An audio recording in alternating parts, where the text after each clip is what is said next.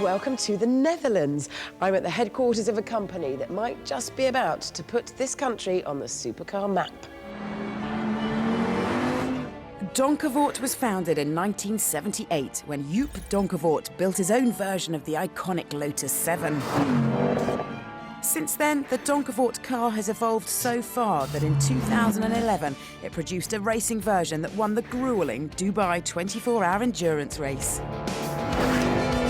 It put the lessons learned from racing into a brand new version of the road car, the D8 GTO, which I'll be testing at Zandvoort, Holland's former Grand Prix track.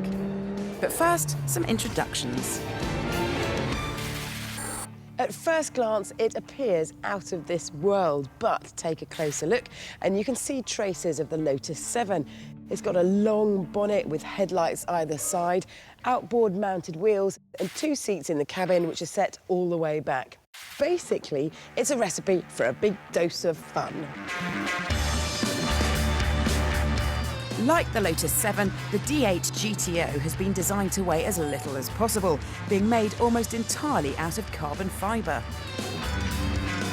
The only thing that isn't lightweight is the price, £98,000. It's more than seriously hardcore rivals like the KTM Crossbow R and Ariel Atom. On paper, the stats are even more impressive than its ridiculously quick competitors. It's got a 2.5-litre engine, borrowed from Audi, that's got 380 brake horsepower.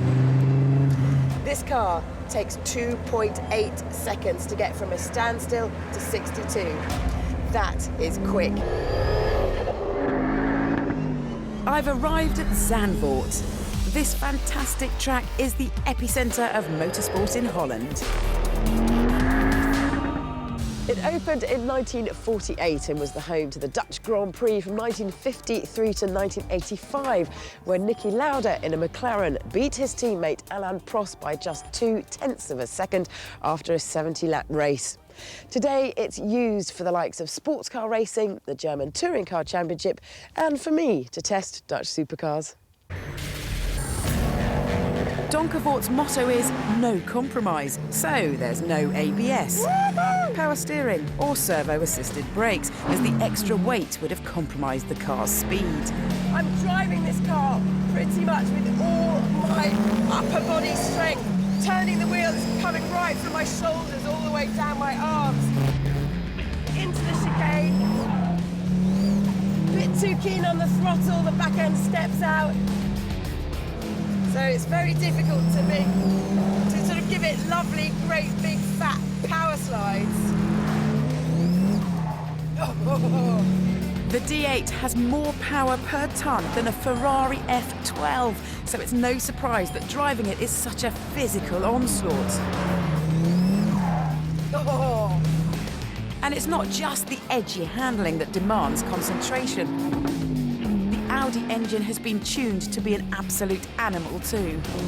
There's a massive turbo whine, but there's not a massive amount of turbo lag. Hit the throttle, the boost bar goes crazy, and I go forwards very quickly. They've done a nice job of it.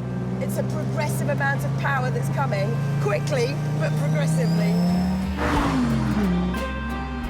That continuous power delivery is difficult to achieve in highly tuned turbocharged engines. All too often, the power comes through in one big lump, making the car hard to control.